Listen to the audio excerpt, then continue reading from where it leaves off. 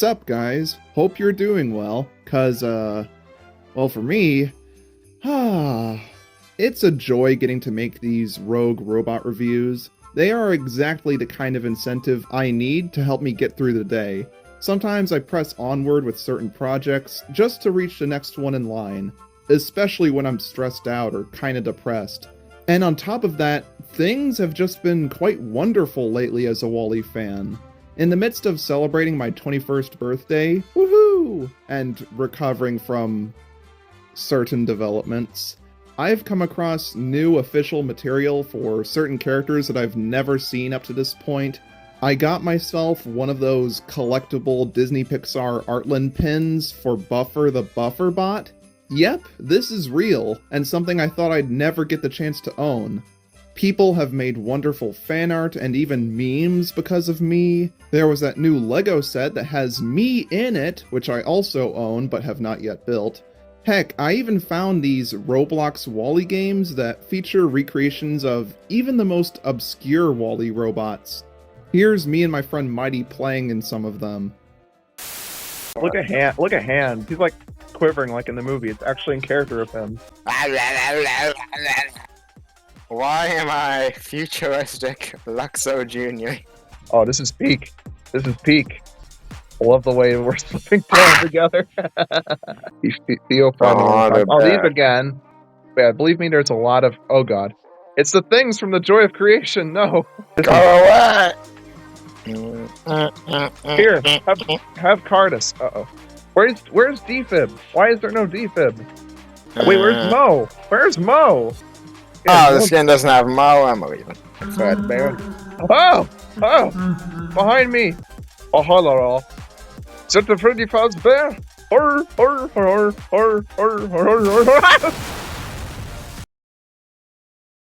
It is genuinely so uplifting and rewarding getting to see all this, and as I've said a billion times already, just getting the chance to share my passion for these electronic misfits with you all gives me a newfound sense of purpose in life, as delusional as that may sound.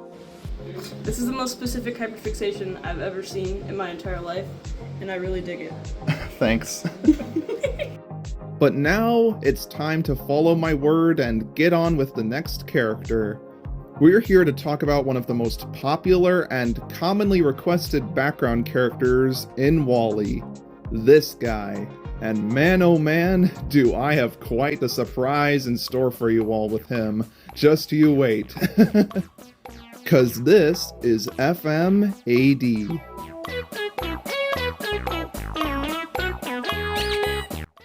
Oh, this fella. Our beloved self-harming face smasher. He's such a popular one with general viewers, yet nobody hardly knows anything about him. Well, let's see if we can change that today. FMAD is either a member of the maintenance class or refreshment class of robots aboard the Axiom. They were programmed to manage, prepare, and deliver various foodstuffs, according to the Pixar wiki anyway. Oh, we'll get to that. He may also have the ability to specify food contents for the safety of the passengers, but that's pure speculation. More than you'd think. When a robot's job isn't made entirely clear, the safest bet to go with is usually just them being a food handler. Most of the utility bots in Wall-E that have little claws are often seen carrying trays around with them, likely used for serving drinks. And this man right here is kind of the face of all that. Speaking of faces, let's talk about exactly just that for him. The Hands lookalikes are a family of the by and large fleet that are a pretty common sight aboard the Axiom, but I've never really felt one way or the other about them. I mean, they do make for a good contrast to the majority of robots who just have a predictable vision screen for a face, but most of them individually, barring a few standouts, just kinda blend together, and this guy is as rudimentary and default as they can get.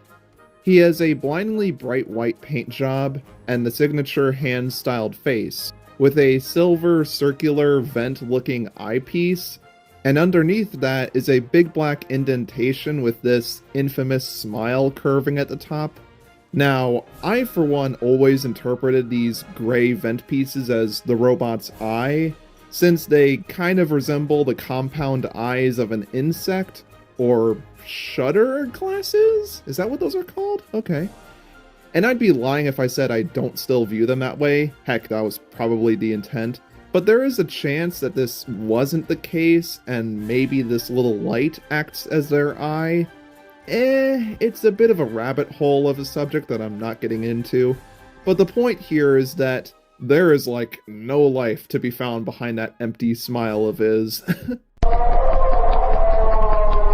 Also on his face are a set of pink buttons that do God knows what. Deactivate him? Instruct him? I'd love to hear your ideas.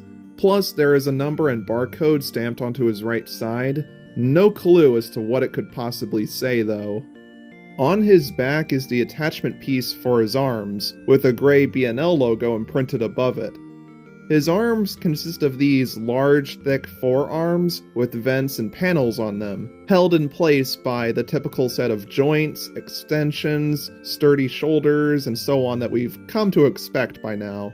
But on the end of each arm are a set of large, tightly sealed pinkish claws. These right here lead us to FMAD's most defining trait, his tray. This big, flat, pink sheet of metal that he carries around with him in between his hands. Remember that this tray isn't actually a part of his design, it's just an accessory that he holds all the time and he can very easily detach himself from. And believe me, it'll become much more relevant to him in a few minutes. You could almost say that he's pinching the thing. Oh, wink wink. But besides that, he has the most, dare I say it, boring design we've had thus far. It's very versatile in what it can be used for, but overall it covers pretty similar ground to 75, and there's just not too much about it worth noting. But the way he looks is not what makes him memorable. His behavior and alias, if you will, are what do the trick. Oh yeah, we were gonna have to address this eventually. First and foremost, the name FMAD is actually an acronym, not a pun, standing for Food Management and Delivery. Oh, that's why they call it that. Though it must be said aloud with individual letters, cause otherwise you just get something like FMAD or FMAD. I'm f***ing mad! Wait, what am I talking about again? Oh yeah. Unfortunately, as much as it would pain me to burst your guys' bubble, you parasite! I have to tell you that this name that you've gotten accustomed to referring to him by, for God knows how long, is false. Fake. Yeah, you heard me right. FMAD is not his real name. If you saw my last video on Cardus where I explained the origins of that guy's name, then you already know what might have happened here. But for those of you who didn't, here's a refresher. You see, some overzealous fan must have gotten bored one day, started coming up with names for certain unnamed characters, as we've all done admittedly, no shame in that. And then one of those names made it onto the Pixar wiki, and no one batted an eye over it for years. I see no wrong here. But even though I too was using the name for the longest time, I had my doubts when it comes to its legitimacy. I noticed that it didn't really fit in with the naming conventions of other bots, and there were literally zero reliable sources anywhere citing that this was a name that came from Pixar, and as it turned out, my suspicions were correct. And this just reinforced to me why we need to be more careful with what we say and trust on the internet, especially with all this AI bullshit. But if FMAD isn't his real name, then what is? Well, my journey to find out what started when I noticed this. On another Hands lookalike, this big clawbot, the name Lifter is written in big capital letters on their front. And it got me thinking, does he have the same kind of thing written on his front? So then I checked in video clips and couldn't tell if he did or not. So then I went to a 4K screen cap site, and lo and behold, there it was. Underneath that console was his name. But it didn't say what we all expected, for sure. As it turns out, FMAD's real name is actually Pincher. 100% clear as crystal, there's no denying it now. Reality had been completely shattered. We had been lying to ourselves this whole time. And better yet, the evidence was staring at us in the eye from the beginning. I mean, the name never sat right with me in the first place, and now I know why.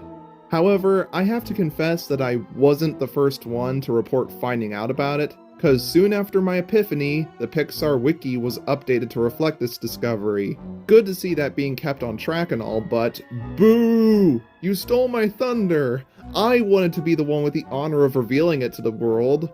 But hey, I'm sure this still caught most of you off guard anyways. Would have gladly shared it with you in one of my other vids, but I refrained from doing so as to keep it a surprise. But you want to know what's even more crazy? This name existed even before all of this was discovered, because I had made it up on my own back in like high school, only I had given it to a completely different character, 202 I think it was. And I was completely oblivious to this whole revelation years later. What do you know, it ended up being real anyways. So in short, FMAD is the fanon name, Pincher is the real one. But even with all this chaos, if you guys still want to refer to him as FMAD, there's nothing wrong with that. The character's reputation with fans has been suffused with this moniker for such a long time, we've all become used to it. So it just feels illegal to suddenly switch to something else thanks to this new info bomb. I get it. So, I'm just gonna give you a moment to try and process that everything you thought you knew about this guy was a lie. You good? Alright. Anyways, let's get back to the funny haha robot antics.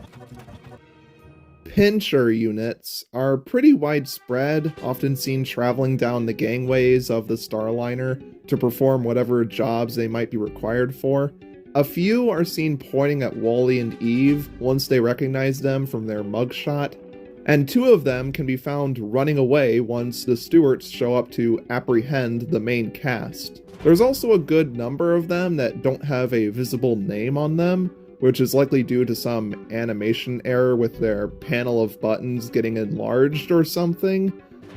And this leaves us with what you all came here for, the Rogue Robot.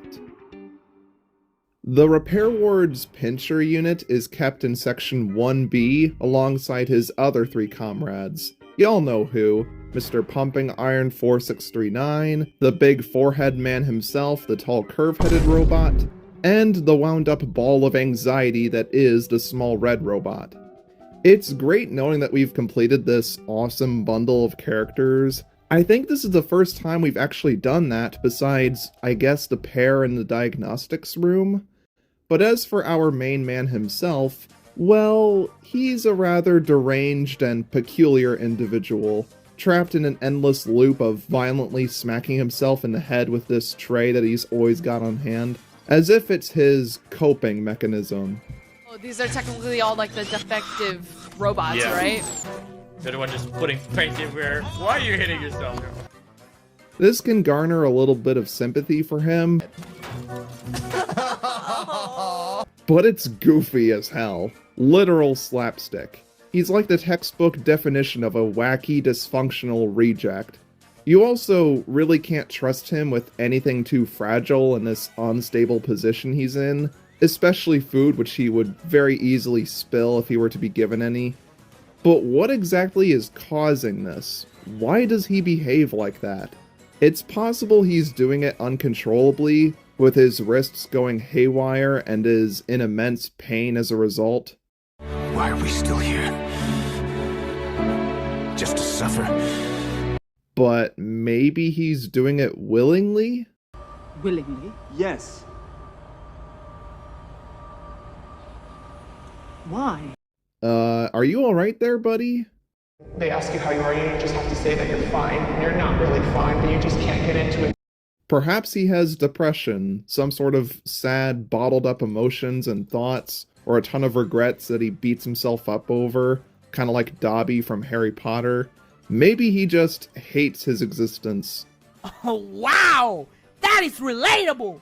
Maybe he was groomed by somebody and is trying to knock the memories out of his head. Or maybe it just boils down to, he's just mad as a hatter and finds it funny. I mean, I find it funny. Whatever the reason, he's got a few screws loose. But hey, don't be too mean to him. You don't know what kind of demons he's got internally, what horrors he's been subjected to. It's always the comic relief who has a tragic backstory, isn't it? On a lighter note, Pincher's tray is cool because I can imagine it being put to great use in all kinds of different scenarios. I could see it coming in handy as a protective shield, or as a face cover when he's scared of something, or as a blunt weapon to smack foes over the head with. Or he could even use it as a slingshotting platform to launch things with. Maybe you could even have a Cardus-Pincher combo, where he flings his little friend who is resting on his tray at an opponent. Sick 'em, boy! Kinda like what Chica does with her cupcake in the Five Nights at Freddy's movie. Ink fast chocolate notes. I swear, the potential for comedy with this guy is near limitless. From the first frame we see him, he's smashing himself relentlessly, only with brief intervals where he stops hurting himself. Even in faraway background shots, you can still make out his red tray flapping up and down. Bro hates himself. But when Wally takes in his surroundings, there comes the moment for him to finally shine, a scene that lives rent-free in all of our heads. It really just speaks for itself, doesn't it? He later looks over to Wally as he tumbles out of his pen, while continuing to commit self-harm. When Eve's blaster ray travels across the repair ward, he's seen in slow-mo holding his tray up over his head, as if he's a fan at a concert brandishing a sign to honor their favorite celebrity. Or as if he's a protester. Once the repair ward's security measures go offline, Pincher calmly watches all the pens shut down while tucking his tray under his body. Maybe he does have occasional control over it.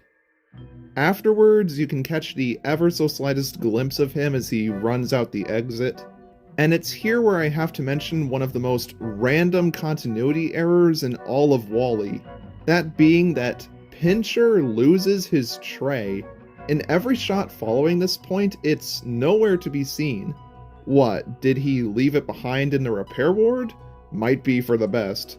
It's more likely that the animators just didn't notice this, but it's very disappointing.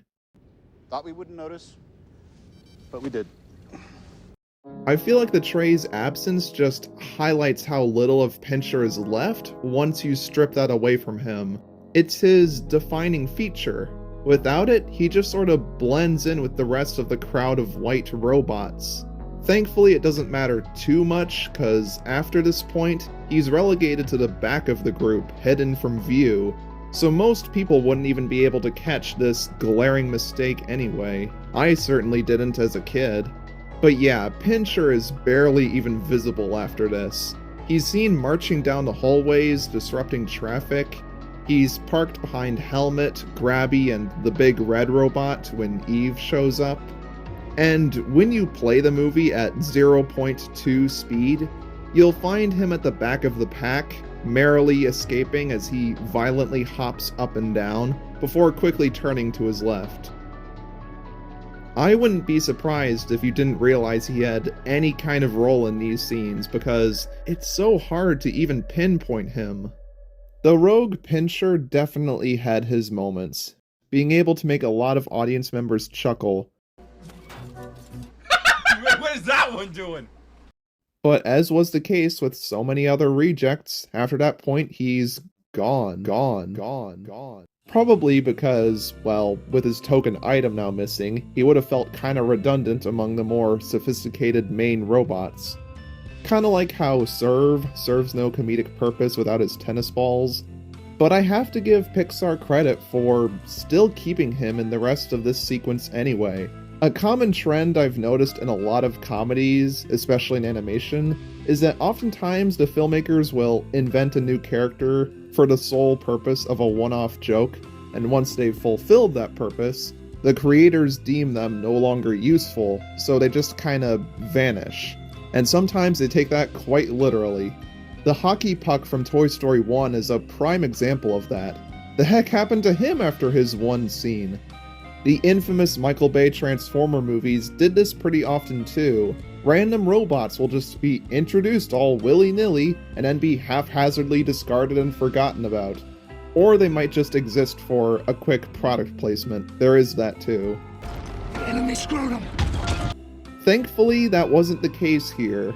Sure, it's unfortunate that Pincher didn't come back in the climax to, like, smash the stewards' heads in with his tray.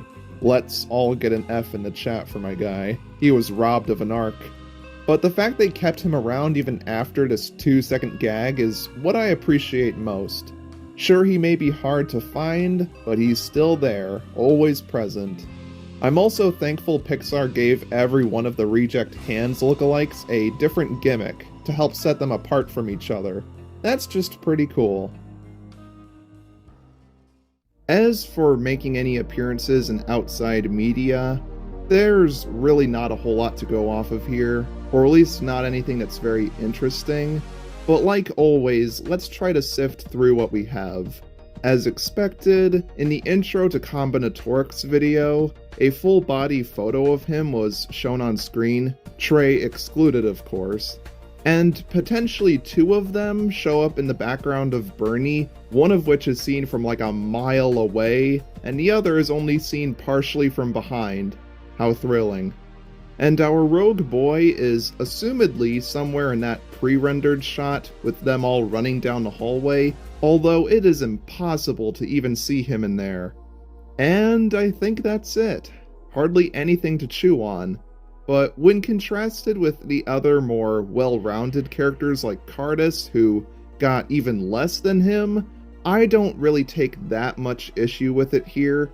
With such a basic design and his only unique trait being exclusive to the reject bot, there's not a whole lot you can do with him.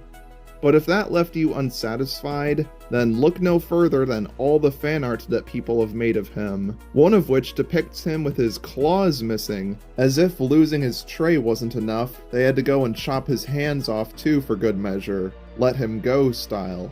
The poor guy. This crackpot has definitely had a very rocky journey, going from stardom to an afterthought. But it's nice to know that he's been immortalized by the fans, remaining in the public eye for a long while. Total side note, but he very much so reminds me of, like, Music Man from the FNAF series. Oh! Oh! I called it! Let's go! Music Man! No, not that one. This one from Pizzeria Simulator. You know, a robot with white and pinkish colors, a static expressionless face, a large flat piece of metal that they smash together, weird uncomfortable vibes that they give off. It's such a perfect match that it's a little uncanny. It's apparent to me though that Pincher's character wasn't meant to go very far. Sure, you could say the same about a good number of the rogue robots, but a lot of them have a stronger presence or a more interesting basis that make them stand out, making Pincher look comparatively surface level. He put all his eggs into one basket, that basket being a few-second joke about him slapping himself repeatedly, and as a result, he doesn't really have much else going on with him under the hood. Okay, it's not working out. I'm gonna need the suit back. For how long? Forever. Yeah, that's No, how it no, works. please, Let's have it. You don't understand. Please, this is all I have. I'm nothing without this suit. If you're nothing without this suit, then you shouldn't have it.